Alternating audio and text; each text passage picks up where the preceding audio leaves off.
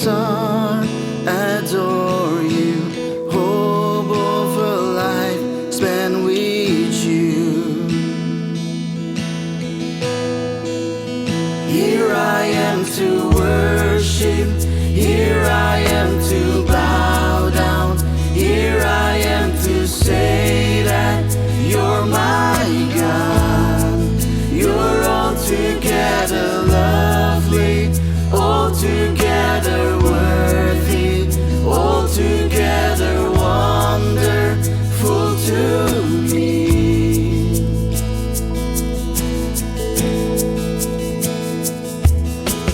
King of all days, oh so highly exalted, glorious in heaven above.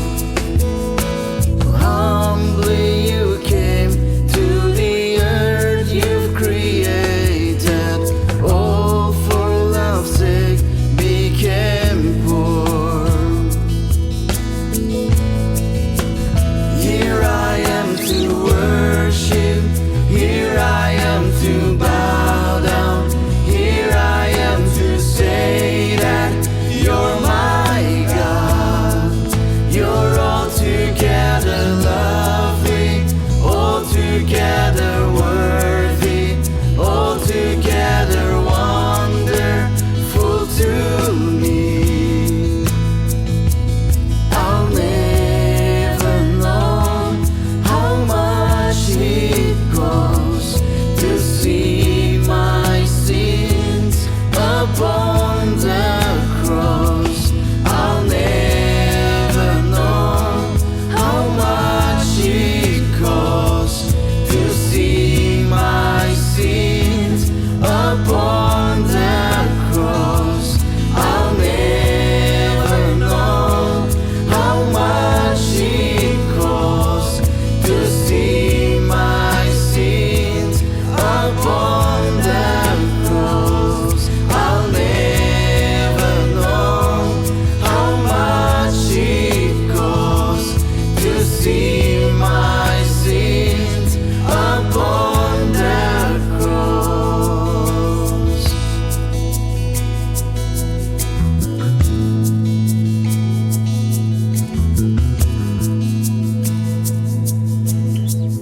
I'm coming back to the heart of worship when it's all about you. It's all about you, Jesus. I'm sorry, Lord, for the things I've made. And when it's all about you, it's all about you, Jesus. I'm coming back to the heart of worship when it's all about you. It's all about you, Jesus. I'm sorry, Lord, for the things I've made. And when it's all about you, it's all about you, Jesus.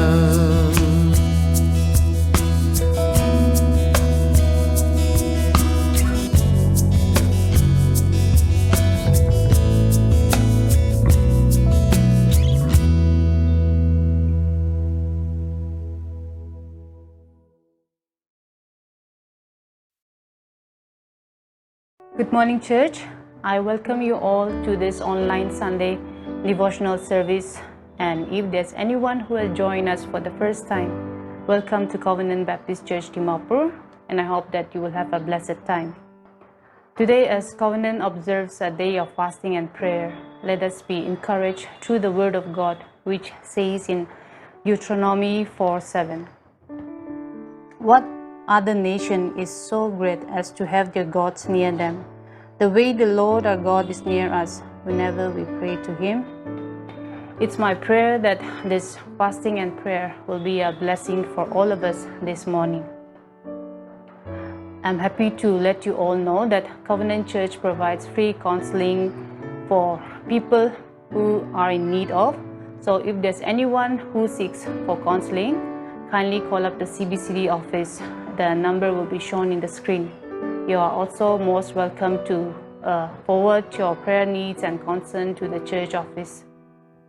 Next Sunday, we will be having our first online devotional service through Zoom. The link will be provided in the church page, and the live Zoom will begin at 10 a.m.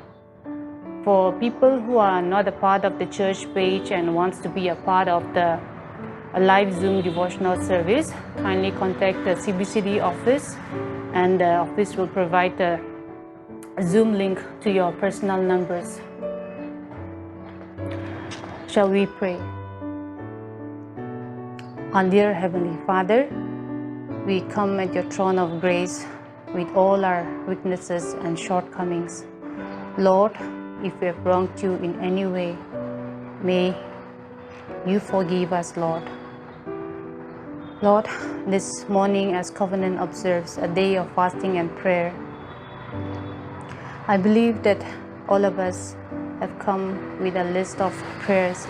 Some of us with prayers of praises, and for some others, prayers of grief and sorrow.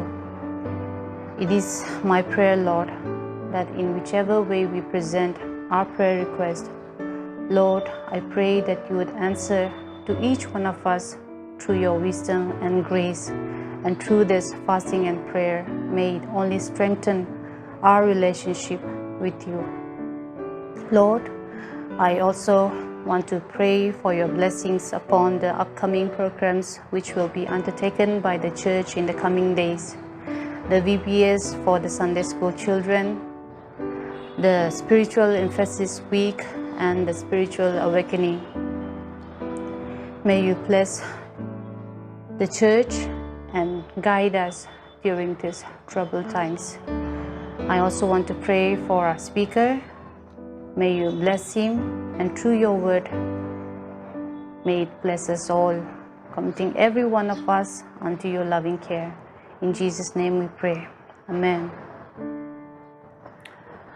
For this morning's meditation, the scripture portion is taken from the Gospel of John chapter 14, verses 15 to 31.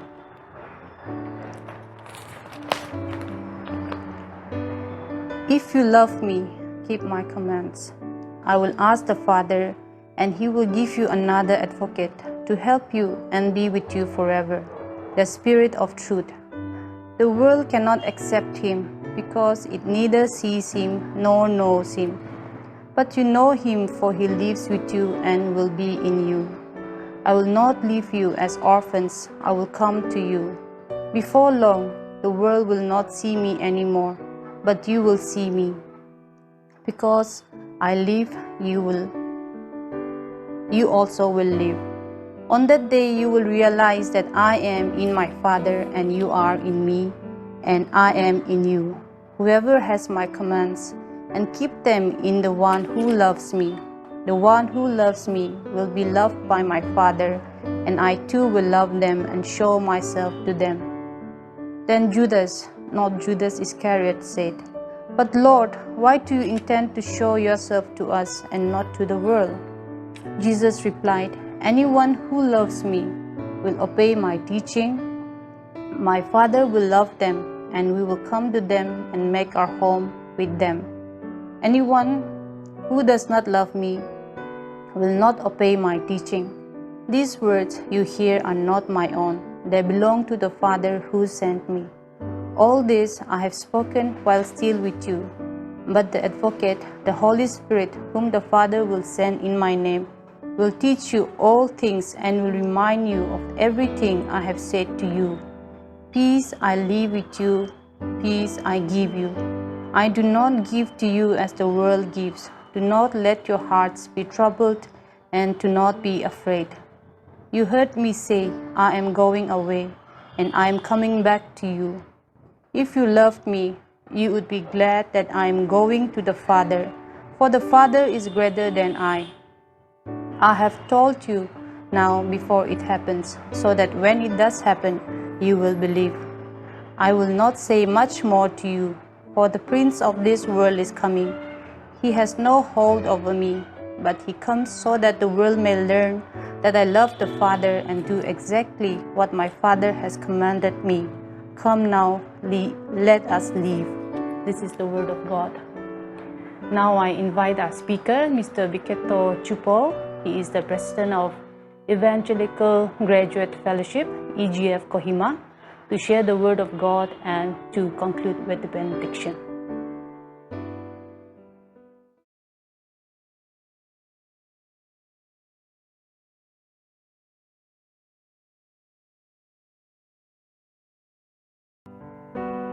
A very good morning, dear believers at Covenant Baptist Church, Dimapur. I greet you all in the name of our Lord and Savior Jesus Christ. I thank God for this wonderful opportunity that He has given me to share some thoughts from His scriptures. I also thank all of you for giving me this opportunity, this privilege to be with all of you this morning, to fellowship and to study God's Word together and to grow. The scripture portion for this morning has been read very clearly by our scripture reader, so I will not be reading again.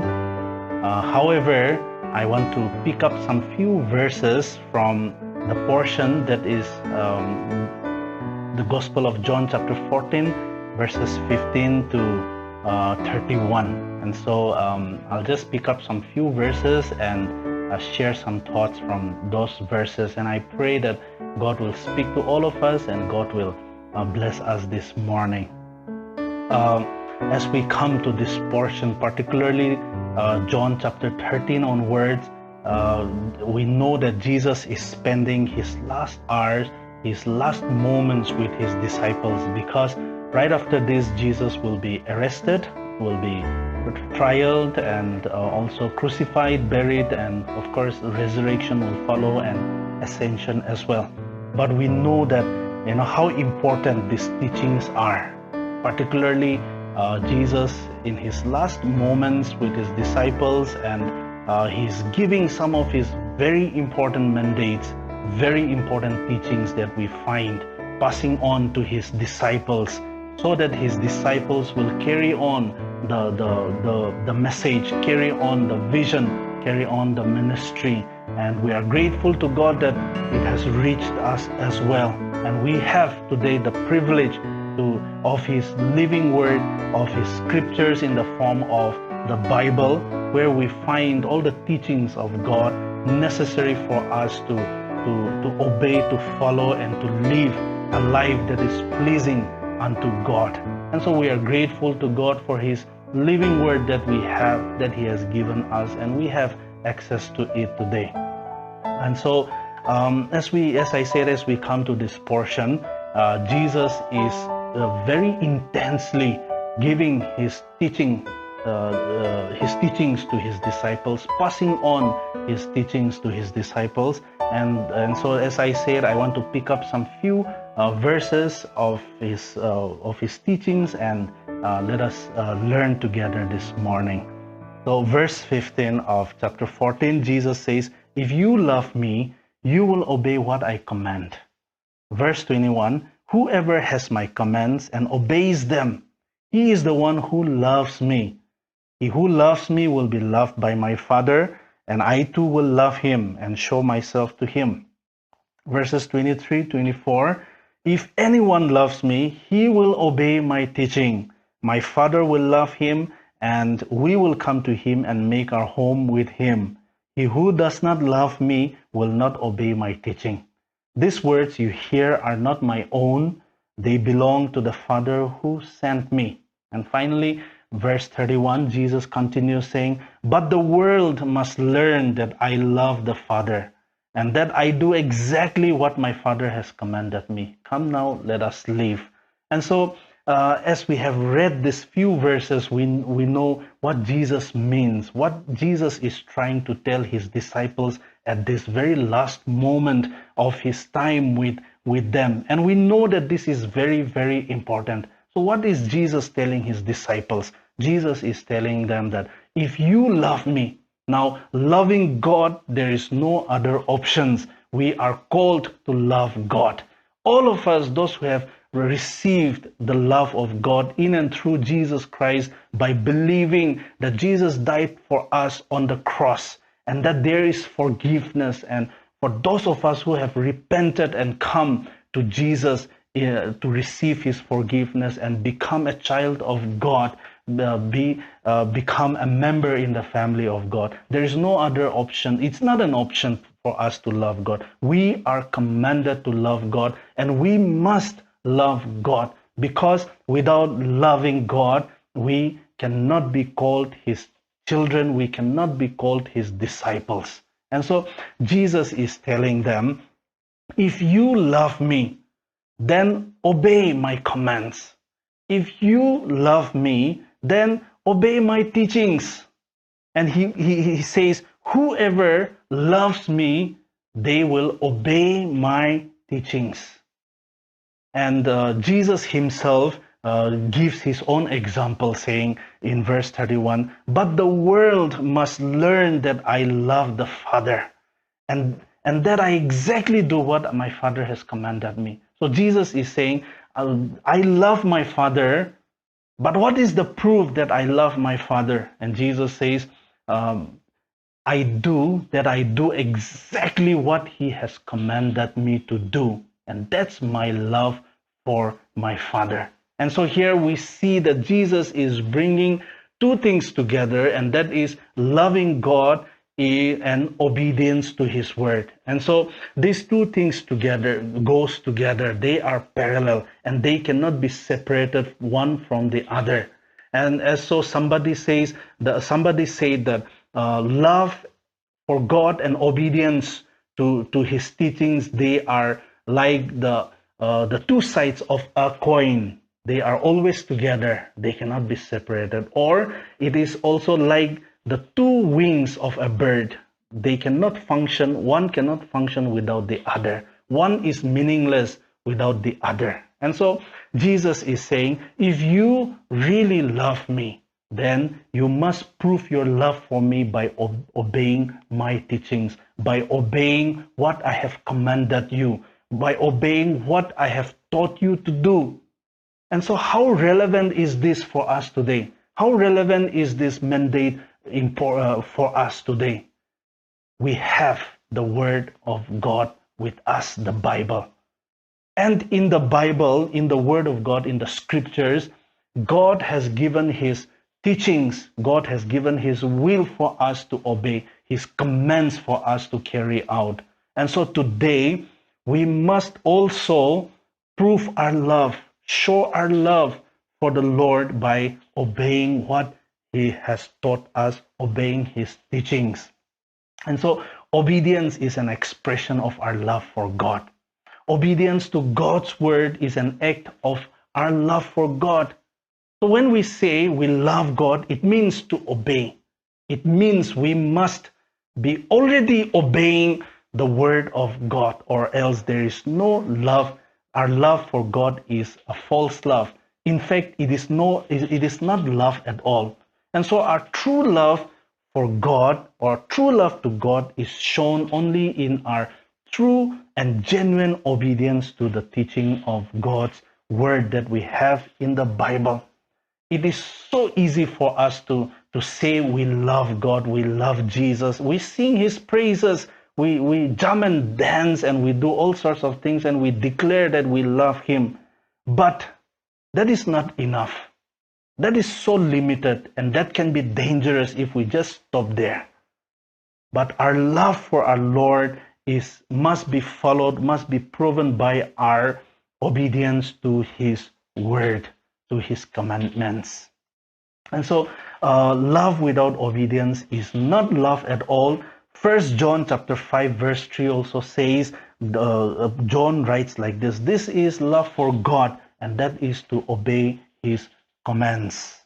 And so we cannot separate love and obedience one from the other. They don't function all alone. They must go together. And so if you really love God, you must obey the will of God. You must obey God's word.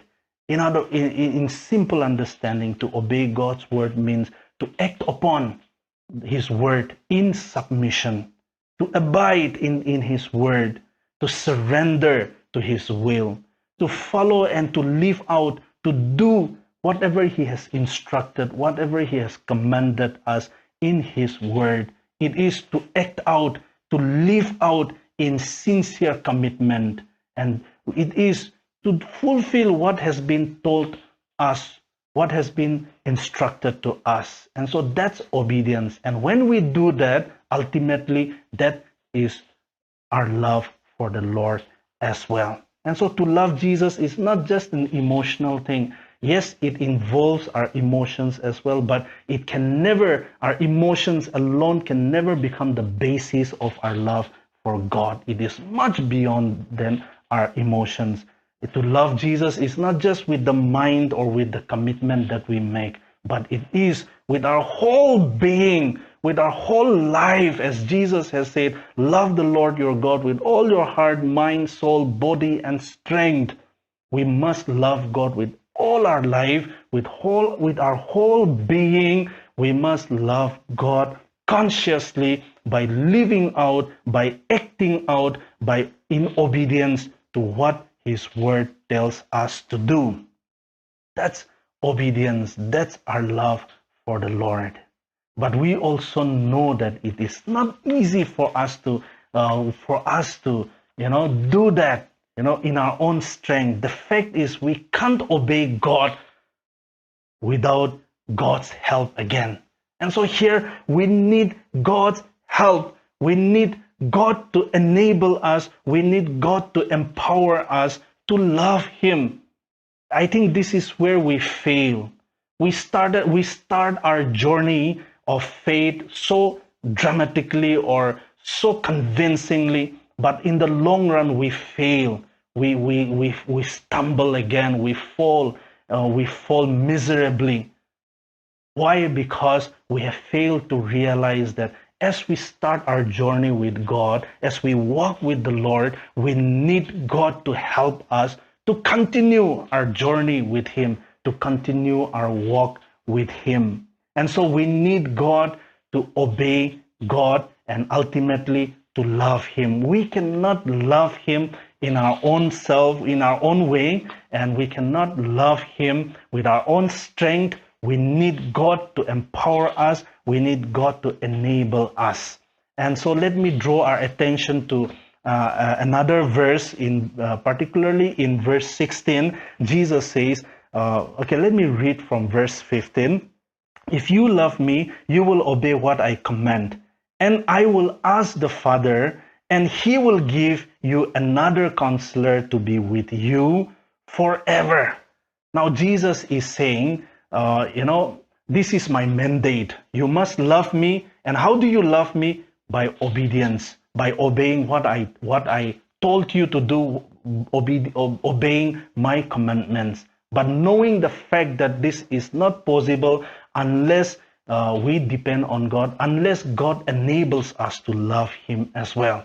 And so Jesus says, don't worry, I am going to ask the Father, and the Father will give another counselor, talking about the Holy Spirit, the promised Holy Spirit, who is God Himself, and who will be our Parakletos or Paraklete, that is, who will be our helper, who will be our comforter, who will be our guide, who will be our counselor, and who will enable us, who will empower us to love God, who will empower us to obey God, who will take whatever is from Jesus and who will give us his words. And so Jesus says in verse 26, He says, but the counselor, that is the Holy Spirit, whom the Father will send in my name, will teach you all things and will remind you of everything I have said to you. See, this is the point that we miss many a times, and we live a miserable life, and we say that we are going through a spiritual dryness in our life, but most of the time the problem is because we fail to understand the way the Holy Spirit works in our life. We think of the Holy Spirit that the Holy Spirit is just another kind of divine thing that happens to us. No. The Holy Spirit is a person, is a being. He is God Himself, and He comes to empower us. He comes to strengthen us. He comes to guide us. He comes to teach us with the Word of God and enable us to obey God and enable us to walk with God faithfully. And so when going back to verse 16 again, when Jesus says, I will give you another counselor, it is said that, when as the word of God here is written in Greek, so the word that is used for another counselor is, the word that is used for another in Greek, it is called as allos. And there are two words basically that can be used for the word another in Greek. And so the two words are allos and heteros. Here particularly the word that is used is allos.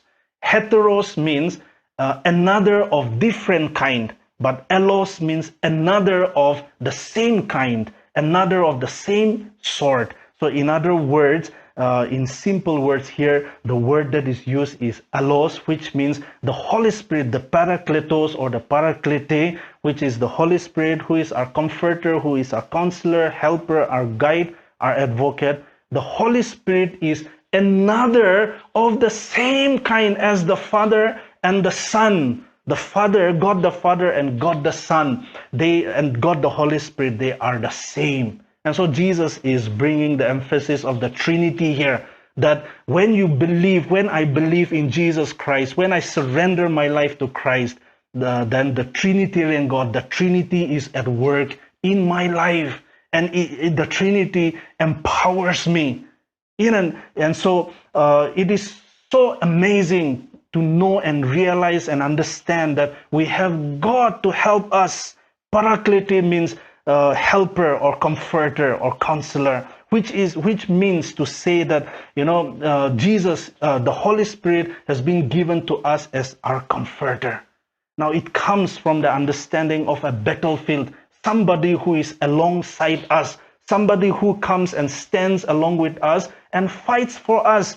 It is in the form of a picture of a battlefield where the commander does not just stand at a distance and command his soldiers, no, but the commander, seeing that the soldiers are weakened and they need to be strengthened, now the commander not just sends the reinforcement, but the commander himself goes into the battlefield and stand beside his soldiers, weakened soldiers, and becomes a fort to them and helps them, gives the battle cry, and fights for them and fights along with them. And so that's who the Holy Spirit is. He comes alongside us and he helps us, he strengthens us, he becomes our pillar, our fort, and he helps us to fight our battles, to help us to live according to the will of God, in obedience to the word of God, and ultimately to love God. And he is our counselor. He searches us, he listens to us, he understands us, he examines us, and he helps us. He is our advocate. He pleads for us. He fights on behalf of us, and he helps us.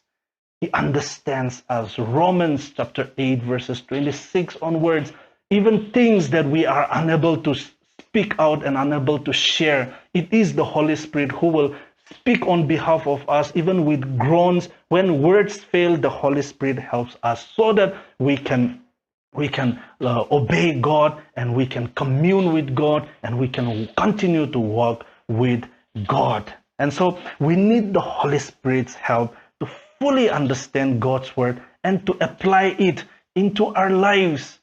And so there is no option for obedience, for our obedience to God. We must obey God, but who enables us to obey God? It is the Holy Spirit. It is the ministry of the Holy Spirit. It is the power of the Holy Spirit that enables us to love, to obey God, obey his teachings, and ultimately to love God. We need the Holy Spirit to empower us and enable us to obey God. And so let us, even as we come together this morning, let us realize and understand that yes, the mandate that has been given to us, all the disciples of the Lord Jesus, is to love him by obeying his commandments. But that is not possible unless the Holy Spirit empowers us.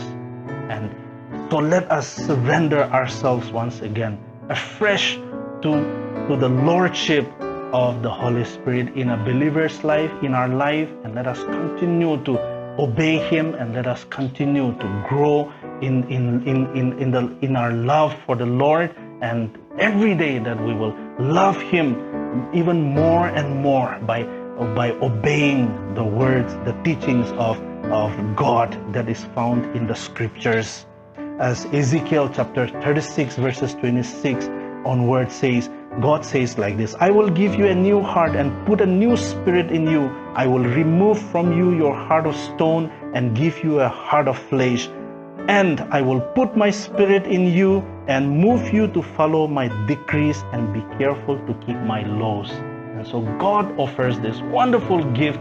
God offers this wonderful journey for us, and we have the resource, we have the power, we have the energy to obey God's word and to live our life according to the will of God by obeying Him and by loving Him. And so we praise God for this wonderful opportunity that He has given us, this wonderful resource that we have in and through His Word and through His Holy Spirit. Let us all pray. Father, we are grateful to you for this time you have given us. Thank you, Father, for the gift of your scriptures, through which we are commanded to obey you and ultimately love you. But we also realize how limited we are. So Lord, Heavenly Father, we are grateful to you that you have given us the gift of the Holy Spirit, who enables us and empowers us to live our life in obedience to your word, to your teachings, and ultimately to love you. Father, we are so grateful to you. We are thankful to you. Thank you, Lord, for listening to our prayers, and thank you for loving us. In Jesus' name we pray. Amen. God bless all of you.